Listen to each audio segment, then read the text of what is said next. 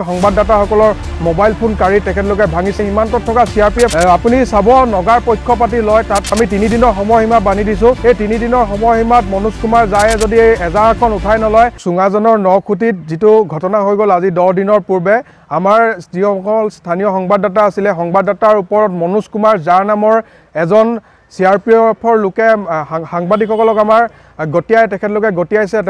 সংবাদদাতাসকলৰ mobile phone কাঢ়ি তেখেতলোকে ভাঙিছে আৰু সংবাদদাতাসকলৰ ওপৰত তেখেতসকলে যি ভুৱা গোচৰ ৰুজু কৰিছিলে, ভুৱা গোচৰ উঠোৱাৰ দাবীত আজি আমি মহকুমাৰ সৰুপথাৰ সমজিলাৰ আয়ুক্তৰ হাতত এখন স্মাৰকপত্ৰ প্ৰদান কৰিছোঁ। আমি 3 দিনৰ সময়সীমা বান্ধি দিছোঁ।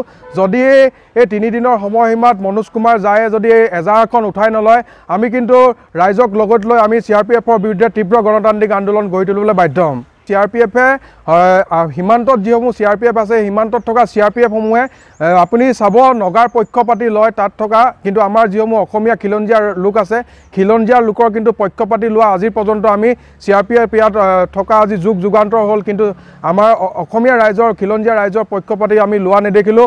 তাৰে এটা জ্বলন্ত উদাহৰণ তাৰে এটা জ্বলন্ত উদাহৰণ হ'ল আপোনালোকৰ ওপৰত তেখেতলোকে যি ভুৱা গোচৰ ৰুজু কৰিলে। আমি ভুৱা গোচৰ উঠোৱাৰ বাবে আমি দাবী জনাইছোঁ।